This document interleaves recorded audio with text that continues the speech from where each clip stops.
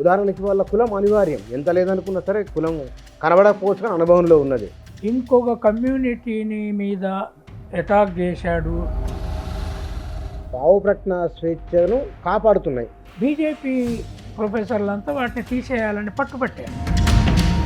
కుల సమస్య పైన, సామాజిక అంతరాలు వాటిపైన ధైర్యంగా రాయవచ్చు, వారి భావాన్ని వ్యక్తీకరించవచ్చు. కులం ఒక్కటే కాదు, నువ్వు చెప్పులు చేసే సైన్స్ గొప్ప సైన్స్ అని చెప్పాలి. కులాల గురించి ఎంత తక్కువ మాట్లాడితే అంత మంచిదేమో కదా, ఎన్నాళ్ళని మాట్లాడుకుంటాం. We are Indians. అదే పూజారి బ్రాహ్మణే మన ఇంటికి పెళ్లికి వచ్చి నీతోటి కూర్చొని తింటలేడు. అంటే ఎవరో అంత వ్యతిరేకించే వాళ్ళు ఎవరు? మీ పేరుతో పెడితే వాళ్ళకే నష్టం. ఇప్పుడు ఈటల రాజేందర్ అంటాడా, లక్ష్మణ్ అంటాడా వేరే విషయం. కిషన్ రెడ్డి అంటే ఎస్సీబీసీలో ఓట్లతో రాజ్యాధికారానికి వస్తావు, వాళ్ళకి దేవుని దగ్గర సమానం ఇవ్వమని మోహన్ భగవత్ అడగరా? ప్రభుత్వం పైన కొందరు విమర్శ కూడా ఇట్లా నటుని ఎట్లా చేస్తానో ఒక ఆర్గ్యుమెంట్ జరుగుతుంది. అక్కడ లీగల్గా కేసు లేకపోవచ్చు, అల్లు అర్జునే సంపలే, రైట్? ఒక ఆయన అడుగుతున్నాడు, మరి టెంపుల్కి పోతే అక్కడ తొక్కిసలాడ చచ్చిపోతే దేవుని అరెస్ట్.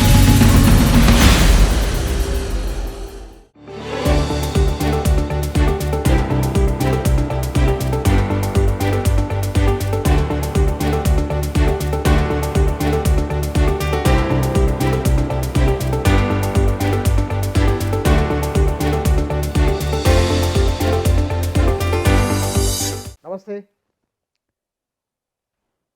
తాను రాసిన పుస్తకాల ద్వారా సమాజంలో నిరంతరం ఒక చర్చగా ఉన్న వారు ప్రొఫెసర్ కంచైలయ్య గారు.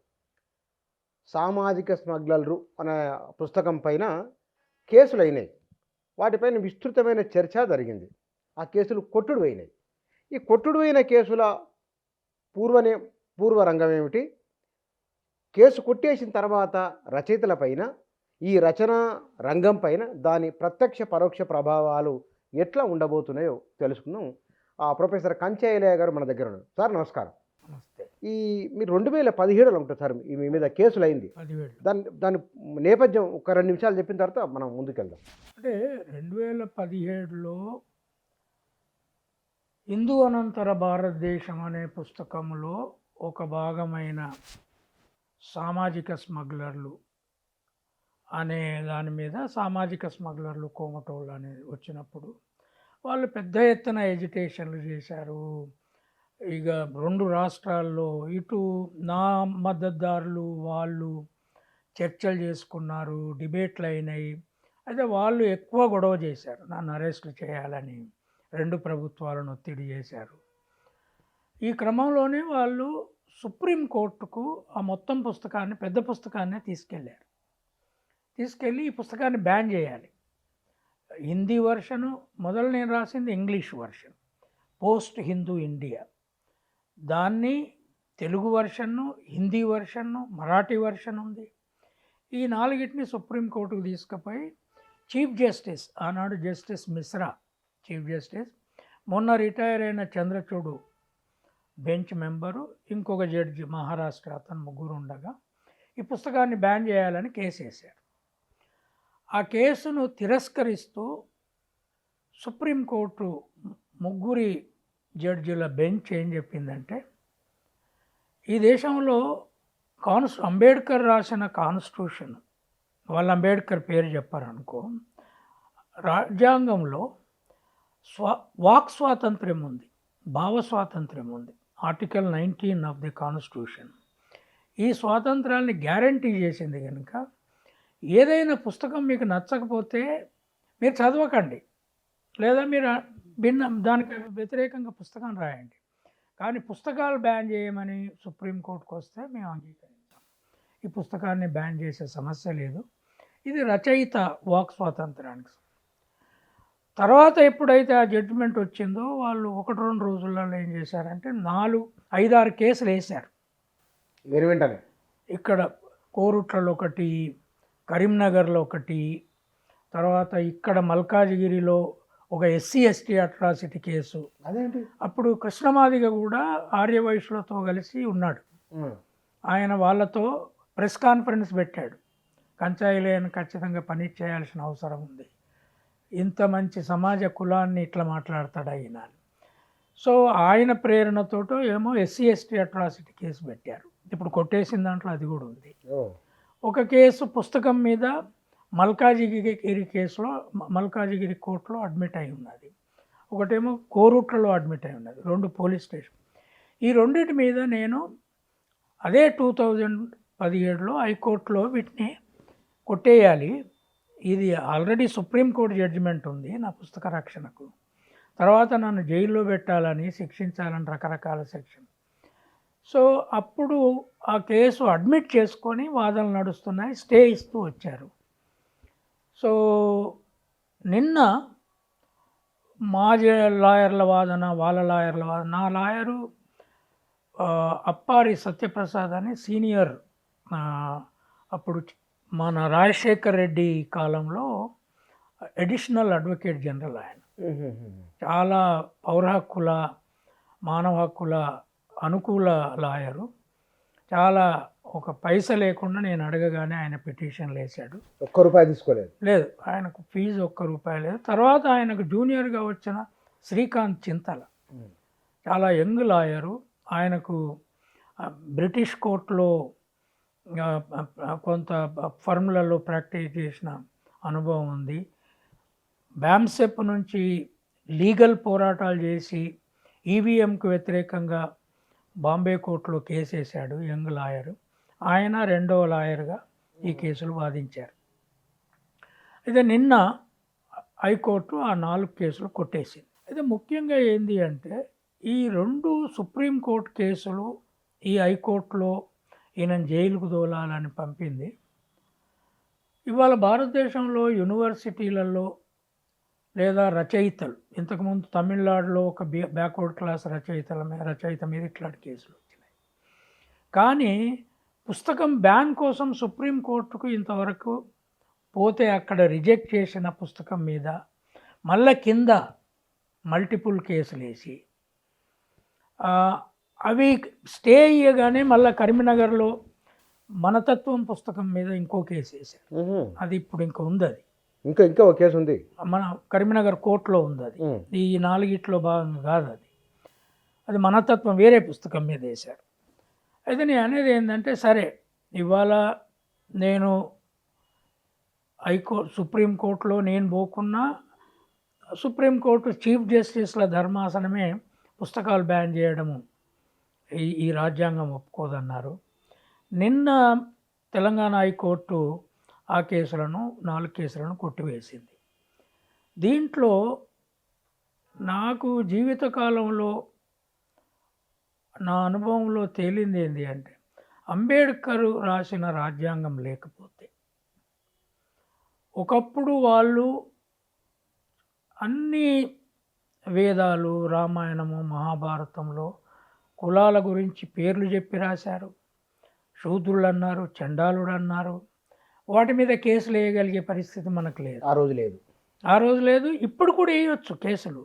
ఒకసారి ఈ మనోభావాల పేరుతో వాళ్ళు వేస్తున్నారు ఇప్పుడు ఎక్కువ కేసులు. ఏ దళిత విద్యార్థి, ఏ దళిత పోయెటు, బీసీ పోయెటు, ఒక బీసీ ఇంటలెక్చువల్ రీసెర్చ్ చేయాలో, యూనివర్సిటీలలో సూపర్వైజర్ల దగ్గర టాపిక్లు పట్టుకొని పోతే కులాల మీద రాయాలి అంటే పై కులాలు అణచివేస్తున్నాయని రాయక తప్పదు. కింది కులాల మీద రీసెర్చ్ చేయాలి అంటే ఒక భయంతో కూడుకున్న వాతావరణం ఉంది. అందులో బీజేపీ, ఆర్ఎస్ఎస్, విశ్వ హిందూ పరిషత్తు ఈ వ్యవస్థ కేంద్రంలో అధికారంలో వివిధ రాష్ట్రాలలో ఉన్నప్పుడు వాళ్ళు బీసీల ఓట్లు తీసుకుంటారు, ఎస్సీల ఓట్లు తీసుకుంటారు, ఏదో పదవులు కొంత ఇస్తారు. కానీ వాళ్ళ సనాతన ధర్మ ఆధిపత్య గ్రంథాలు ఉన్నాయి, వాటిని ధిక్కరించి కుల వ్యవస్థను కూలగొట్టే గ్రంథాలు రాయడం వాళ్ళకి ఇష్టం లేదు, ఎవరు రాసినా.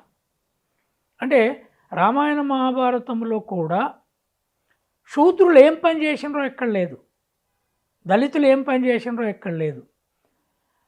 యుద్ధాలు ఉన్నాయి, సీతతో ముడిపడి ఉన్న సమస్య ఉంది. మహాభారతంలో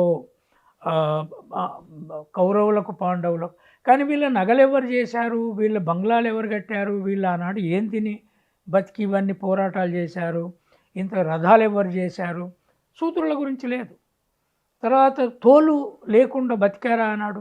దాంట్లో మరి వీళ్ళు చండాలులని తిట్టిన వాళ్ళు వాళ్ళ వాళ్ళ జీవితం ఏంది ఆ పుస్తకాల్లో ఎక్కడ లేదు. వేదాలలోనేమో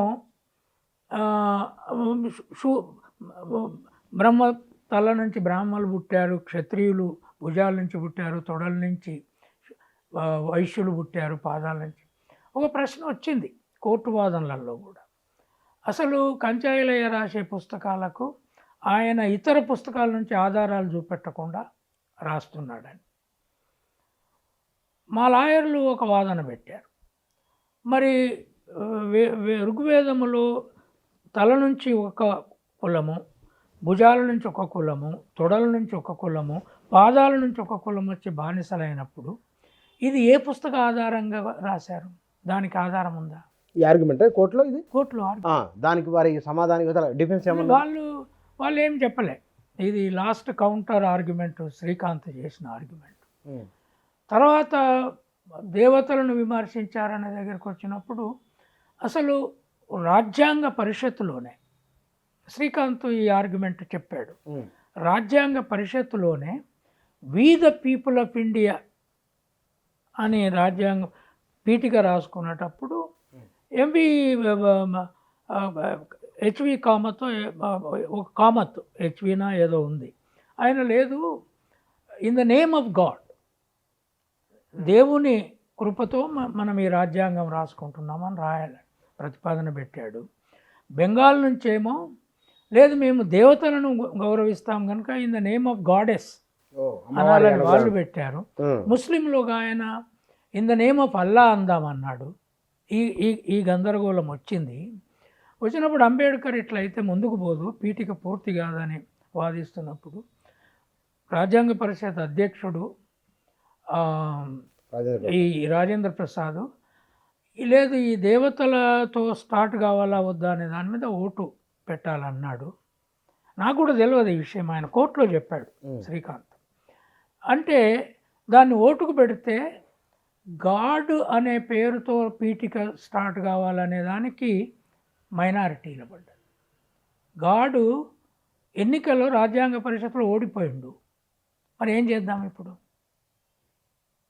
కనుక విమర్శలు చేయొచ్చు, విమర్శలు చేయడము ఈ రాజ్యాంగం ఇచ్చిన హక్కు ప్రకారము, అది భూత పదాలలో తిడితే వేరే విషయం అనేదాన్ని ఆర్గ్యుమెంట్లో మా లాయర్లు పెట్టారు. అసలు పుస్తకాలను రాయడము ఒక్కొక్క భాగం తీసుకొని రేపు పూర్తి కాపీ జడ్జిమెంట్ ఇంకా రాలేదు, మీ చేతికి రాలేదా కాపీ? ఇంకా పూర్తిగా రాలేదు. అంటే ఆపరేటివ్ పార్ట్ జడ్జి చెప్పింది. అయితే నేను అనేది ఏంటి అంటే సరే నేను గెలిచిన అనేది పెద్ద సంబరపడవలసిన విషయం కాదు.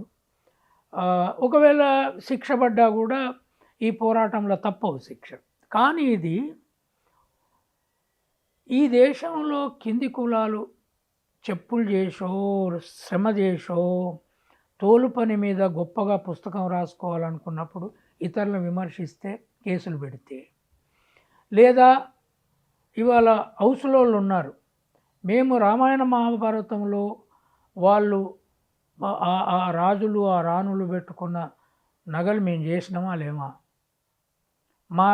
మా రోల్ ఏంది, మమ్మల్ని ఎందుకు ఇప్పుడు అతి కింది కులంగా చూస్తున్నారు, బీసీ గ్రూపులో బీలో ఎందుకు మేము ఉంటాము, మేము పూజారులం ఎందుకు కాకూడదు, మేము రాజులం ఎందుకు కాకూడదు అని అడుగుతారు.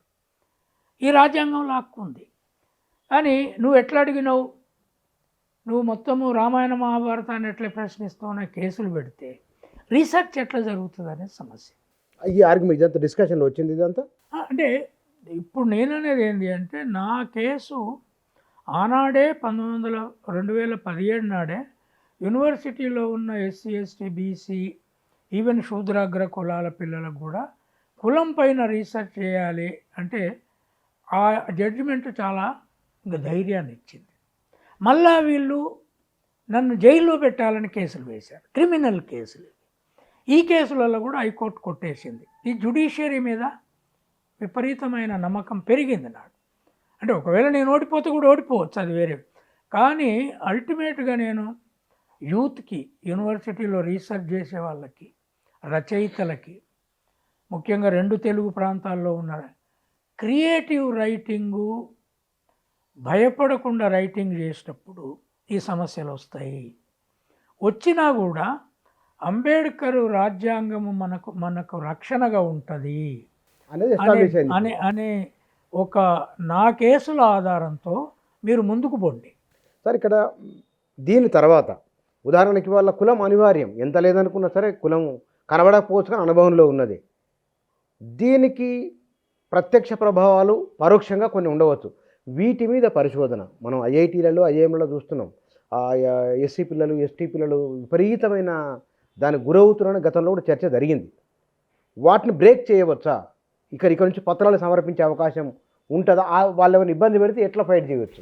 ఒకటి నాకు మా లాయర్లు చెప్పింది ఏంటి అంటే, ఒక రచయిత రచనలో ఇంకొక కమ్యూనిటీని మీద అటాక్ చేశాడు లేదా ఒక వ్యక్తి మీద తీవ్ర విమర్శ చేశాడు అంటే కేసు ఎప్పుడైనా పెట్టవచ్చు. కేసుకు టైం లిమిట్ ఉండదు.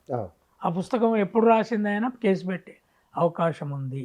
అయితే అది చట్ట ప్రకారం నిలుస్తుందా లేదా అనేది గిట్ రైట్.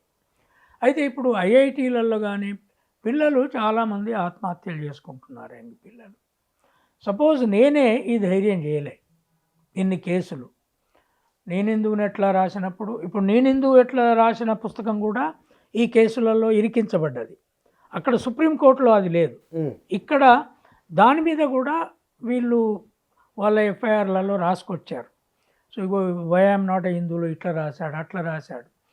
నేనేది ఏంటి అంటే, నేను ఒక గొర్రెలు కాసుకునే కుటుంబంలో అసలే నిరక్షరాస్యులు, వాళ్ళకు అసలు పట్టణం అంటే తెలియదు, యూనివర్సిటీ తెలియదు, స్కూల్ తెలియని తల్లిదండ్రులు, గ్రామాలు, కుటుంబాలు, కులాలు ఉన్న దగ్గర నుంచి వచ్చినప్పుడు ఎందుకో నాకు ఈ రచనలకు పూనుకోవాలని ఒక పట్టుదల వచ్చింది.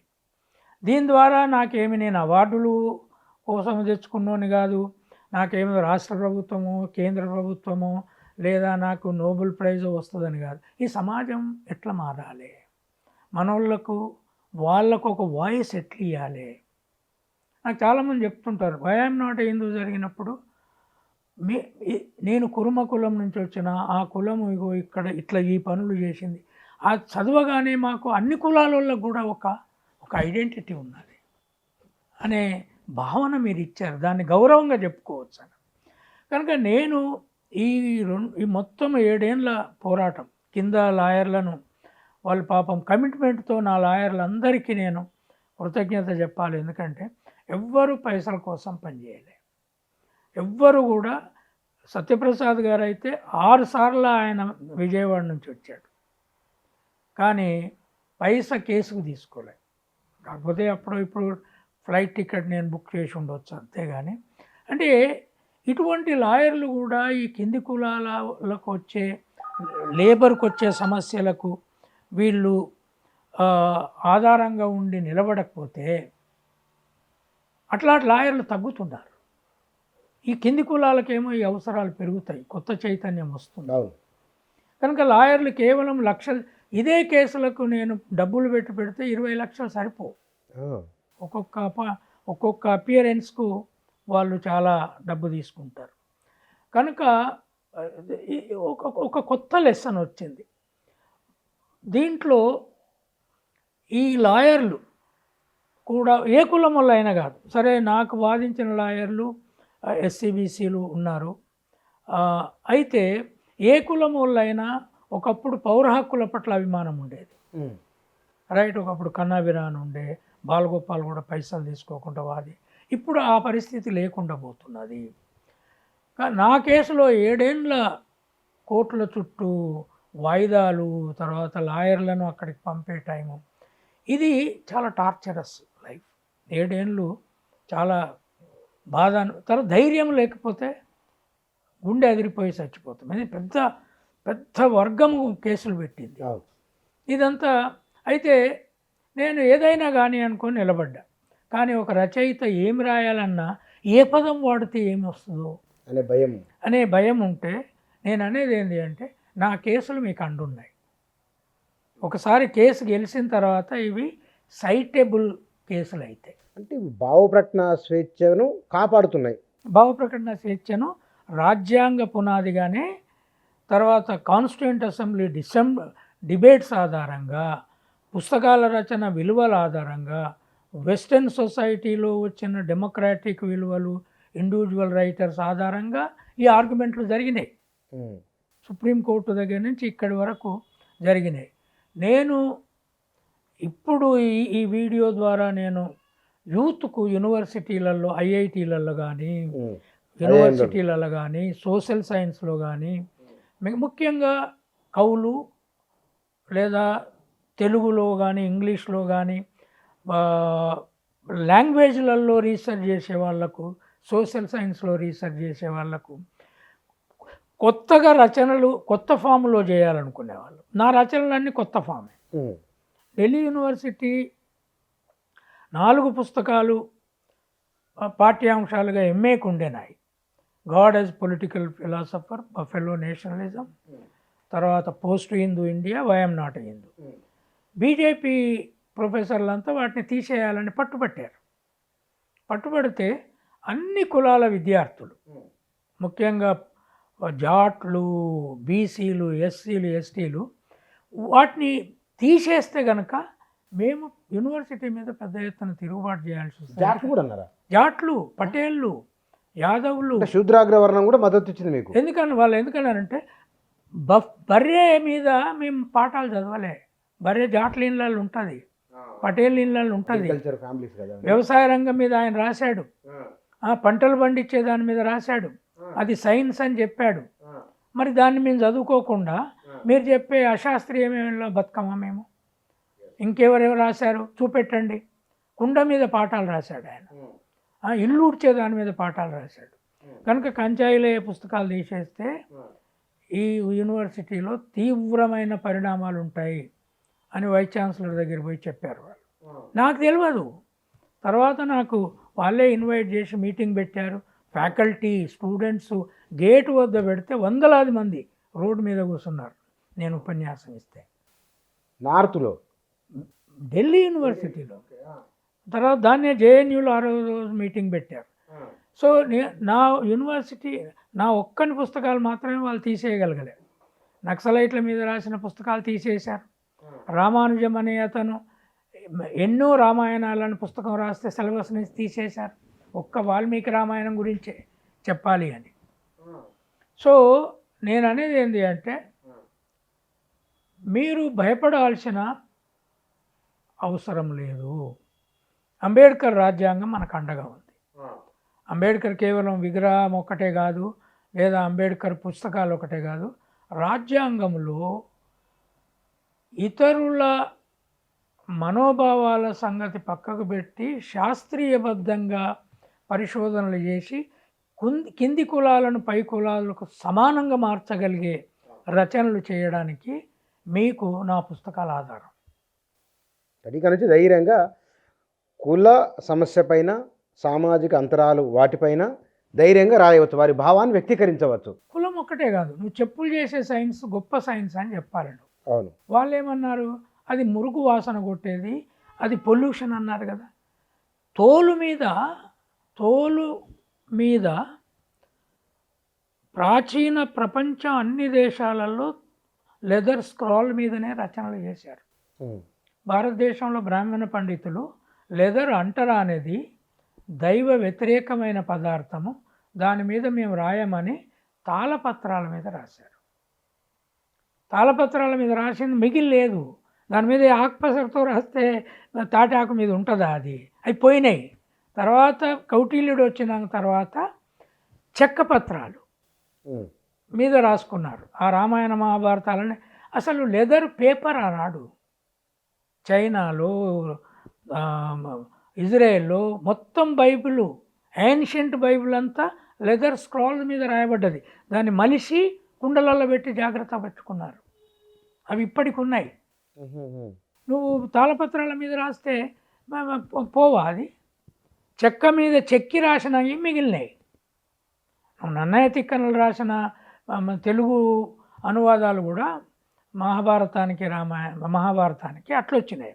నేను అనేది ఏంటంటే అది చెప్పులు చేసేది గొప్ప సైన్స్ అంటే, లేదా సైన్స్ అంటున్నావు మా పుస్తకాల్లో అట్లా లేదంటే, కుండలు చేసేది బట్టలు ఉతికే సాకలోళ్ళను మీరు, మన కులాలు కూడా, మా కులం కూడా సాకలోళ్ళు మన ఇంట్లో బట్టలు ఉతుకుతారు, వాళ్ళు సాకల మంగళోళ్ళు మన పిల్లలు పుట్టినప్పుడు బొడ్డు కోస్తారు, 21 వరకు పనులు చేస్తారు, మళ్ళీ 21 నాడు ఇంట్లోకి రాకుండా బయట మిగిలింది పెడతాం. అవును.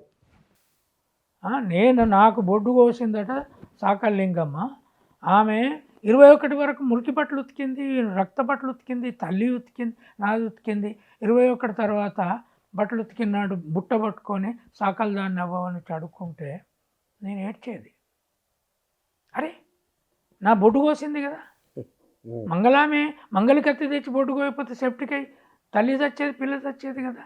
నాకు రక్షణ ఇచ్చిన మంగళోళ్ళకి సాకలోళ్ళకి ఈ కదా, వాళ్ళని ఇంట్లోకి రానిస్తాం. అప్పుడు మాదిగోళ్ళని రానియం, మాలోళ్ళని రానియం. కనుక ఈ కులం మీద రాసినప్పుడు చాలా విషయాలు బయటికి తేవాలి. ఇవి రాస్తున్నావు, నీకు ఆధారాలు ఎక్కడ ఉన్నాయని పండితుడు అడిగితే మా పుస్తకాలకు వెళ్ళి కోడ్ చేసినావు అంటే, సాకల మంగళ బతుకు మీద నువ్వు రాయలేదు కదా, నేను మొదటిసారి రాస్తున్నా, మొదటిసారి రాసి. దీంట్లో ఒకటి సార్ 75-76 ఏళ్ళు అయింది. 75-76 ఏళ్ళల్లో మనం చాలా మార్పులు ఇండియా చూసింది. కులాల గురించి ఎంత తక్కువ మాట్లాడితే అంత మంచిదేమో కదా, ఎన్నాళ్ళని మాట్లాడుకుంటాం, వీఆర్ ఇండియన్స్ అనేది ఒక భావన ఎస్టాబ్లిష్ కావాలి. ఇప్పుడు నా ప్రకాశ్ ఫ్రెండ్స్ కూడా నేను మాట్లాడినట్టు మాట్లాడారు, పౌరాకులు కానీ కమ్యూనిస్టులు కానీ కులాలు కానీ. కానీ బ్రాహ్మణిజాన్ని పూజారి, అదే పూజారి బ్రాహ్మణే మన ఇంటికి పెళ్లికి వచ్చి నీతోటి కూర్చొని తింటలేడుగా. రాత్రి నేను ఒక పెళ్లికి పోయాను, అక్కడ వెజిటేరియన్ ఉన్నది, అది ఏదో మా బంధువులు రిసెప్షన్ అంటే పోయినా, వెజిటేరియన్ ఉన్నది, మీట్ ఉన్నది. నువ్వు ఏదో వచ్చి చదివినవు, నేను దూరం నిలబడి ఉన్నా. చదివిన తర్వాత మేము ఇక్కడ తినమని వెళ్ళిపోయినరు. కులం ఉన్నదా లేదా? కులం పోయిందా? మీ ఇండ్లలోకి వచ్చి వాళ్ళు మంత్రాలు చదివి పోతారు, మీ ఇంట్లో మీతో పాటు ఎందుకు కూర్చొని తినరు? మీ వాళ్ళు, నువ్వు వచ్చి నీ పని నువ్వు చేసినావు, రైట్. క్రిస్టియన్ పాస్టర్లు తింటారు, క్రిస్టియన్ పాస్టర్లు తింటారు, ముల్లాలు అయితే వాళ్ళంతా కలిసే తింటారు. వాళ్ళు మగవాళ్ళు ఒక పక్క, ఆడవాళ్ళు ఒక పక్క ఉంటుంది. అంటే ప్రపంచ మతాల్లో లేనిది మీరు ఇక్కడ పెట్టి ఇది కులం అయిపోయింది అంటే ఎట్లయితుంది? వైశ్యులకి ఇప్పటికీ టెంపుళ్ళల్లో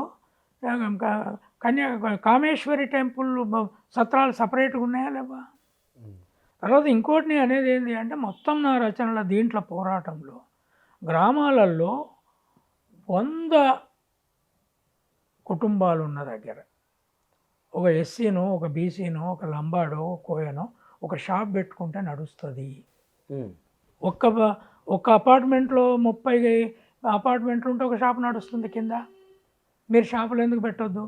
అంటే మనకు మెంటల్గా ఏమైంది, షాపు వ్యాపారం మనం చేయొద్దు, కానీ వ్యాపారం నువ్వు చేయకుండా నువ్వు ధనవంతుని కావు. తర్వాత అక్కడి నుంచి మండల్లో ఒక హోల్సేల్, అక్కడి నుంచి తాలూకాలో ఒక హోల్సేల్, అక్కడి నుంచి జిల్లాలో హోల్సేల్, అక్కడి నుంచి అంబానీ ఆదానిలాగా పెద్దగా ఎదుగుతావు. ఏ కులాన్ని చేయనిస్తున్నారు? చేస్తే బతకనిస్తున్నారు. మనోళ్ళే మాదిగా అయిన ఊళ్ళో దుకాణం పెడితే మాదిగోళ్ళ ఇంటికి పోయి కొంటాం. ఇది మారకుండా ఎట్లా? ఇప్పుడు దళిత మూమెంట్లు ఇవి మాట్లాడలేవు. గొల్లోళ్ళు మటన్ హోటల్స్ నడపరు, మటన్ తయారు చేసేది వాళ్ళు, మటన్ హోటల్ వాళ్ళు పెట్టారు. గొల్లోళ్ళు మిఠాయి, పాలతో తయారు చేసిన మిఠాయి దుకాణాలు నడపరు. మరి ఇక నువ్వు ఎట్లా పెద్ద అవుతావు, పాలిటీషియన్ అవుతావు?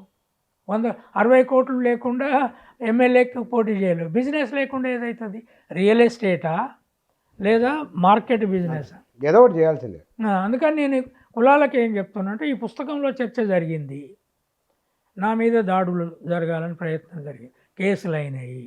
సరే, నేను చేయగలిగిన పోరాటం. మీరు ఇప్పుడు మొత్తం గ్రామాలలో షాపులు మొదలు పెట్టండి, టౌన్లలో హోటల్స్ పెట్టండి. వాళ్ళు ఒకప్పుడు శాకాహార బ్రాహ్మణ భోజనాన్ని పెట్టుకున్నారు, ఇప్పుడు మాంసాహార గొల్ల హోటల్ పెట్టు. తప్పేం కాదు, కానీ అవును నిజమే, ప్రాక్టికల్లీ కరెక్ట్.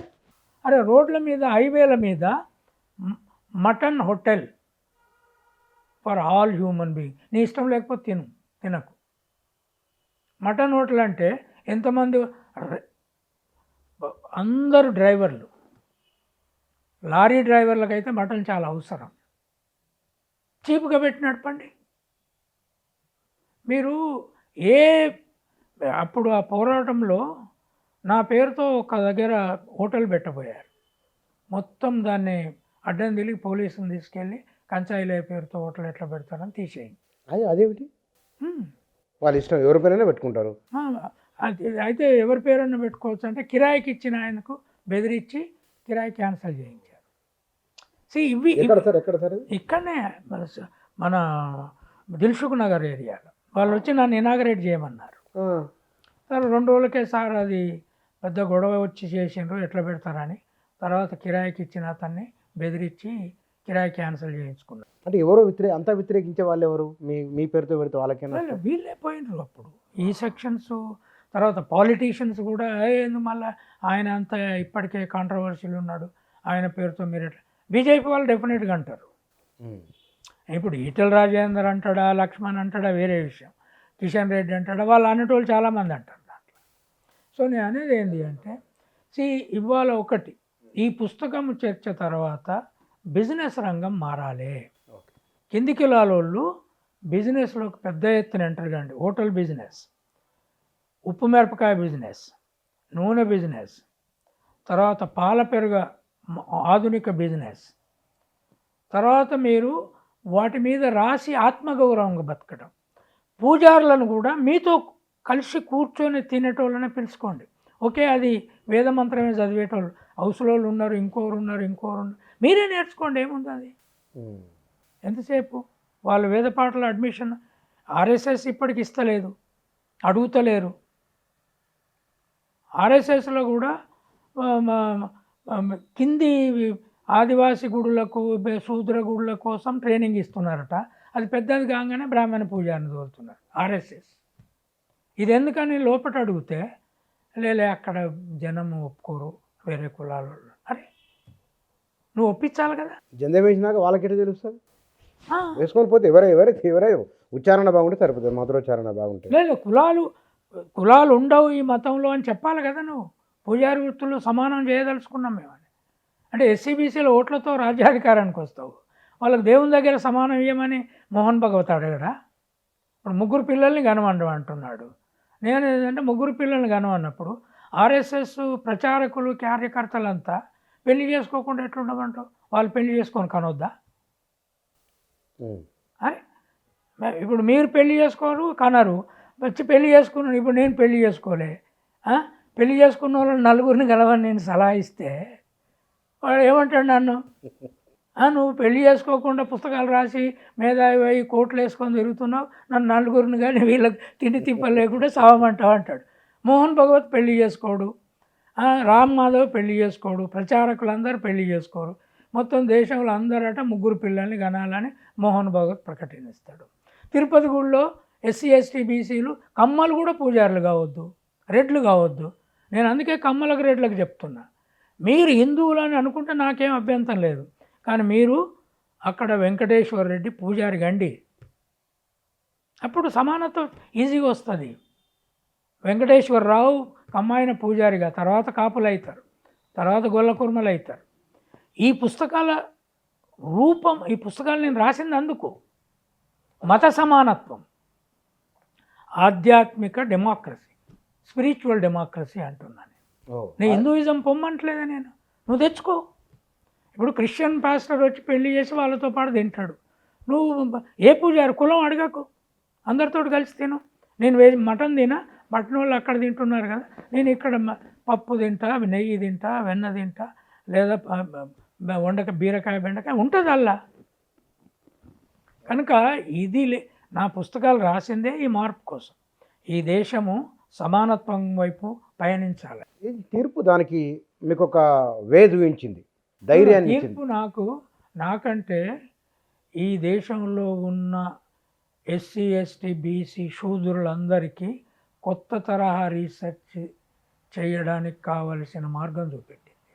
సార్ ఇవాళ జరిగిన ఒక పరిణామం ఇది మాట్లాడినాము. అల్లు అర్జున్ సినిమా నటునికి సంబంధించింది. ఆయన కేసు నమోదు కావటం ఇదంతా నడుస్తున్నది కదా! ప్రభుత్వ పైన కొందరు విమర్శ కూడా ఇట్లా నటుడిని ఎట్లా చేస్తున్నది ఒక ఆర్గ్యుమెంట్ జరుగుతున్నది. అంటే నేను దాన్ని పేపర్లో ఇవాళ కూడా పేపర్లు తెప్పించి చూసిన నేను. వాళ్ళు 5వ తారీఖు దేశం మొత్తం మీద హిందీ వర్షను, తెలుగు వర్షను, తర్వాత తమిళ్ వర్షను రిలీజ్ అవుతున్నాయని పెద్ద ఎత్తున ప్రచార సభలు పెట్టుకొచ్చారు. తర్వాత పెద్ద ఎత్తున అడ్వర్టైజ్మెంట్లు ఇచ్చారు. చాలా కలర్ఫుల్ డ్యాన్సులు అవి పెట్టారు. అంటే ఆయన అల్లు అర్జున్ వేషం చూస్తే ఎన్ని రంగులు ఆయన శరీరం మీద వేసుకొని, సరే వీటికి అట్రాక్ట్ అయ్యేటోళ్ళు ఉంటారు. అయితే 5వ తారీఖు రిలీజ్ అవుతున్నాయి అన్నీ.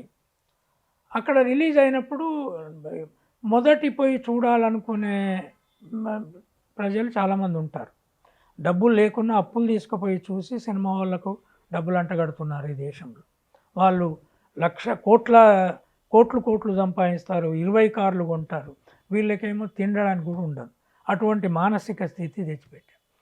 అంత ప్రచారం చేసిన ఈ పుష్ప 2ని 4వ తారీఖు నాడు ఒక బెనిఫిట్ షోనా లేదా ఒక ప్రీమియర్ షోనా వేసి ఒక్క థియేటర్లో పెట్టి అక్కడికి సినిమా యాక్టర్ పోతే ఏమవుతుంది? దీనికి ప్రభుత్వం దగ్గర ఒక సొల్యూషన్ ఉన్నది. మీరు సినిమా రిలీజ్ చేయడానికి వాళ్ళు పెట్టుకున్న డేటు అన్ని కామన్ థియేటర్లకు ఇచ్చిన రోజు తప్ప స్పెషల్ షోసు ఏనియకండి. దాంట్లో తప్పకుండా స్టాంపీడ్ అవుతుంది. తర్వాత ఇంకోటి ప్రభుత్వ వాదన ఏంది, నిన్న కోర్టులో పీపీ వాదన ఏంది, అసలు ఈ స్టాంపీడ్ చేయించడానికే ఈ షో పెట్టారు 4th నాడు. స్టాంపీడ్ అవుతున్నదంటే జనం ఎక్కువ చూస్తారు. దీనికి ఇంత గిరాకీ ఉన్నది. ఆ స్టాంపీడ్లో చచ్చిపోతారు అనుకోరు కదా, ఏదో జనం తోపులాట అయింది, అసలు థియేటర్లో పట్టకుంటూ వచ్చారు. అక్కడ లీగల్గా కేసు లేకపోవచ్చు, అల్లు అర్జునే సంపలే, రైట్? ఒక ఆయన అడుగుతున్నాడు, మరి టెంపుల్కి పోతే అక్కడ తొక్కిసలాట చచ్చిపోతే దేవుణ్ణి అరెస్ట్ చేస్తారు. అదే చేయదు. అల్లు అర్జున్ మీద కూడా నేరంగా డైరెక్ట్ కేసు లేదు. కానీ నేను అనేది ఏంటంటే, అల్లు అర్జున్ సినిమా వస్తుంది అంటే నువ్వు ఆల్రెడీ బీద బిక్క జనమే ఇట్లాంటి సినిమాలు ఎక్కువ చూస్తారు. వీళ్ళకు టికెట్లు పెంచే అప్లికేషన్లు మీరు పెట్టుకుంటారు, ప్రభుత్వము డబుల్ ధర పెంచుతుంది ఆంధ్రప్రదేశ్లో. అది మరి అట్లెట్లా ఒప్పుకుంటారు సార్? అది ఇక్కడ తెలంగాణలో మేము పెంచమన్నారు వాళ్ళు. ఆ కోపం ఒకటి ఉంది, దాని మీద రెచ్చగొట్టాలని చేశారా తెలియదు. ఓహో, అట్లా కూడా ఆలోచన. ఇక్కడ తెలంగాణలో మేము పెంచామన్నది government, we will not do it. So Allu Arjun cross road దగ్గర ఉన్న థియేటర్కు ఒక్కదానికే షోలు పెట్టి వస్తే, సరే ఆయన ఫ్యాన్ ఫాలోయింగ్ బిల్డప్ చేశారు. తర్వాత ఈ ఫ్యాన్లంతా యాక్టర్లు పైసలు ఇవ్వకుండా వాళ్లకు డబ్బులతో ప్రచారం చేసి ఆర్గనైజ్ చేయకుండా వాళ్ళంతటా వాళ్ళే ఫ్యాన్లు ఎక్కడ లేరు. ఎవరికున్నారో చూపెట్టండి. రాజకీయాలకే పైసలు ఇవ్వకుండా మీటింగ్లకు వస్తలేరు, రారు. మీకు వస్తారా? కథలు చెప్తున్నారా నాకు? అంటే ఇక్కడ కూడా ఒక పకడ్బందీ ప్రణాళికతో చేస్తున్నారు ప్రచారం. ఇది ఫ్యాన్లు కులం పునాదిగా ఫ్యాన్లు, కాపులుంటే కాపు ఫ్యాన్లు. పెద్ద ఆర్టికల్ రాసింది ఒక అమ్మాయి, మంచి రీసెర్చ్ చేసి. మొత్తం చిరంజీవి ఫ్యామిలీకి అంతా కాపులే ఫ్యాన్లు, ఫ్యాన్ లీడర్లు. తర్వాత నాగార్జున, తర్వాత మిగతా వాళ్ళకు కమ్మ లీడర్లు. తర్వాత డబ్బుల పంపకాలు. ఈ డబ్బుల పంపకాల ద్వారా ఫ్యాన్ మొబిలైజేషన్. మన తెలంగాణలో అది లేదు కదా సార్? అక్కడ అంతటి ఉన్నది. ఇప్పుడు హైదరాబాద్లో కాపులు లేరా? హైదరాబాద్లో కమ్మలు లేరా లీడర్లుగా ఉండేటోళ్ళు? వాళ్ళ ఫ్యాన్ అసోసియేషన్ లీడర్లు చూడండి, కులాలు ఉంటాయి. నేను అనేది ఏంటి అంటే, మీరు సివిలైజ్డ్ సినిమాలు తీస్తలేరు.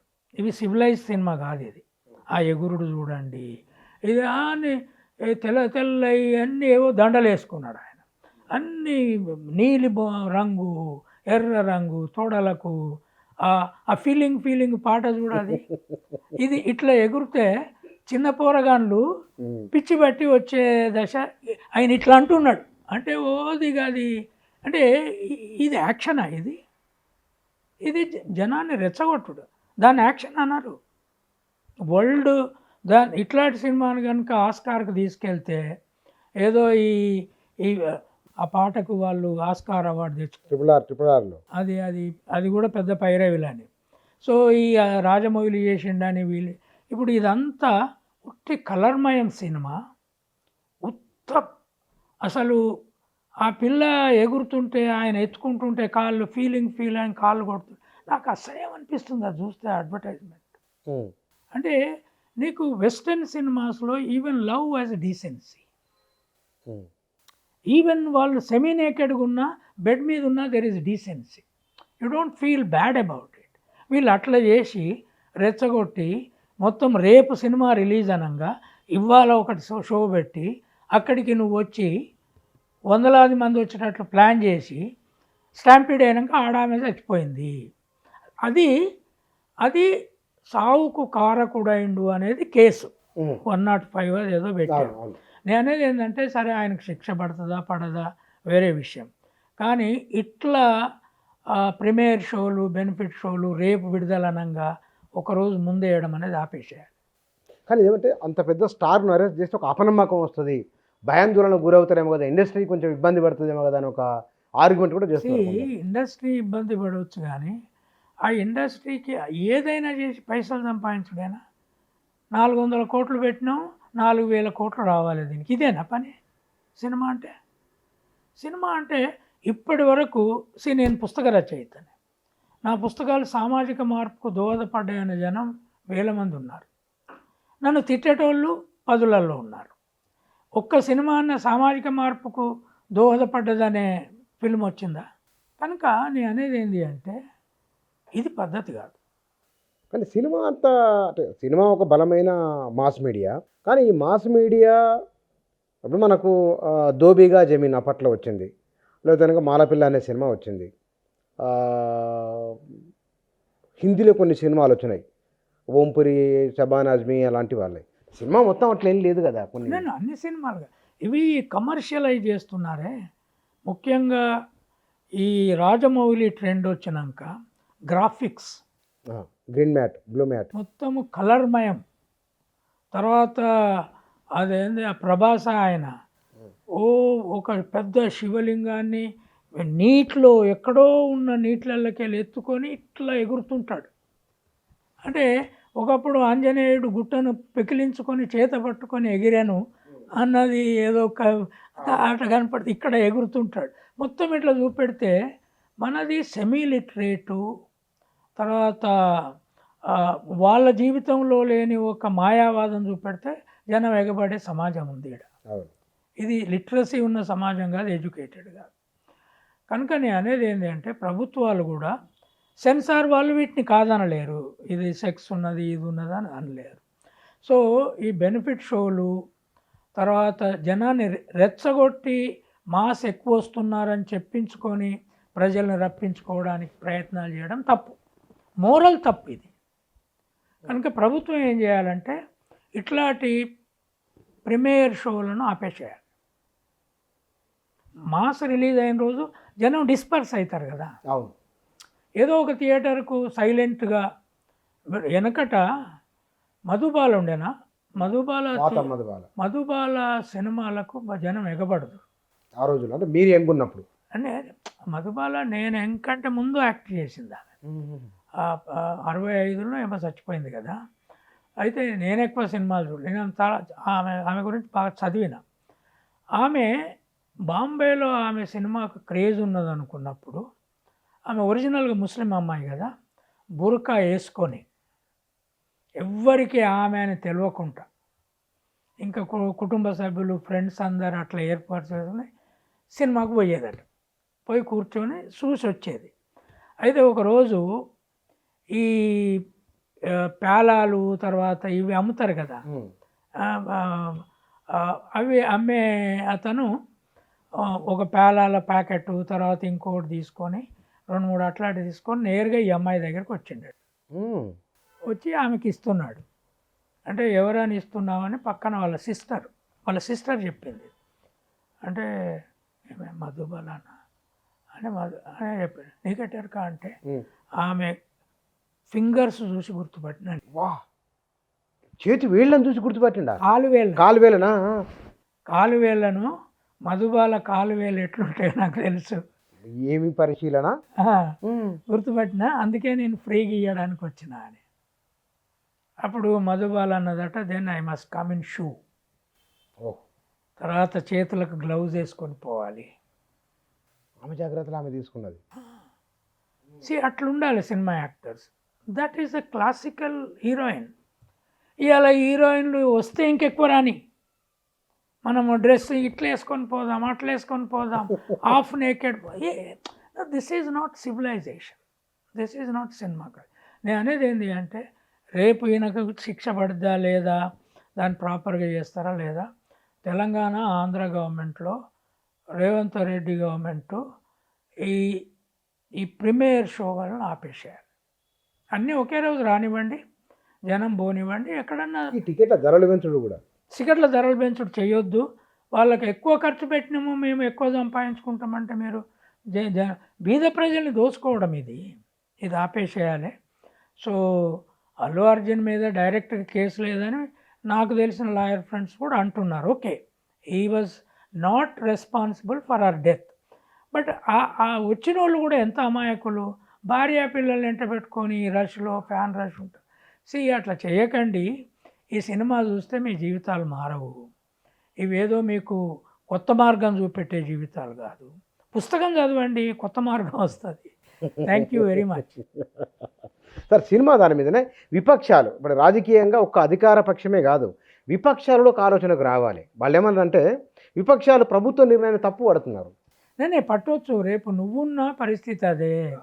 ఇప్పుడు ఆమె హస్బెండ్ కేసు పెట్టిండు కదా, అవును, ఆమె హస్బెండ్ కేసు పెట్టినప్పుడు అరెస్ట్ చేయాల్సిన సెక్షన్స్ కింద పెట్టినప్పుడు అరెస్ట్ అయితే చేయాల్సి వస్తుంది.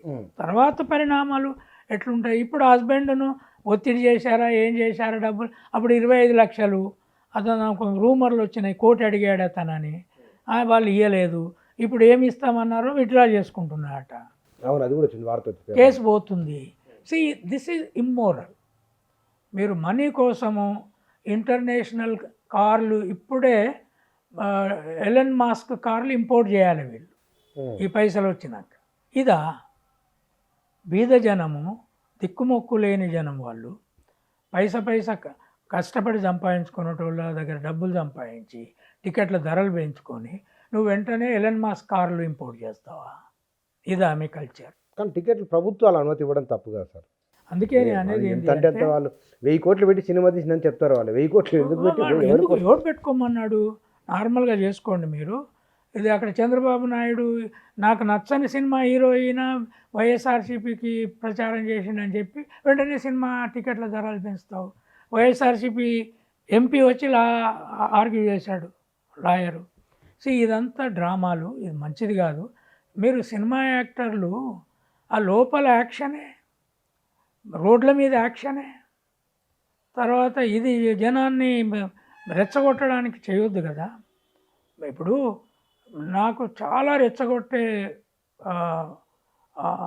అడ్వైజులు వచ్చినాయి నా పుస్తకాల పోరాటం, వైలెంట్ అడ్వైజులు వచ్చినాయి. నేను చెప్పిన no, nothing, I will fight in the courts. నేను అంబేద్కర్, బుద్ధుని, సావిత్రిబాయి పూలే వారసుని, వాయిలెన్స్ నేను జరగనివ్వను. ఇది మొరాలిటీ లేకపోతే ఈ దేశం బతకదు కదా. So thank you very much. Thank you sir, thank you very much. వారి పుస్తకంలో ఆ పుస్తకాలపైన వచ్చిన కేసులుతో పాటు సినిమా రంగానికి సంబంధించిన విషయాలు కూడా 2-3 విషయాలే మాట్లాడినప్పటికీ ఆ 2-3 విషయాల్లో సినిమా రంగం ఏ జాగ్రత్తలు తీసుకోవాలి, ఎంత పెద్ద హీరో అయినా సరే కావాలని ఎవరు చేయరు, కొన్ని ఇట్లాంటివి జరగకుండా ముందు జాగ్రత్త చర్యలు తీసుకోవాలి. రెండవది, పరిశోధన రంగంలో ఉన్నవారు, రచనా వ్యాసంగంలో ఉన్నవారు, వారి ఆలోచనలు ఇతరులకు ఇబ్బంది కానంత వరకు భవిష్యత్తుకు ఒక డైరెక్షన్ ఇవ్వాలనుకున్న వారు రచయితలు ముందు చూపు ఉంటుంది. కాబట్టి అలాంటి వారికి తన పైన వచ్చిన కేసులు కొట్టివేయడము భావప్రకటన స్వేచ్ఛకు బలాన్ని ఇచ్చిందని, న్యాయ వ్యవస్థ పైన తనకు నమ్మకం బలపడిందనే అభిప్రాయాన్ని వారు వ్యక్తం చేస్తున్నారు. Thank you.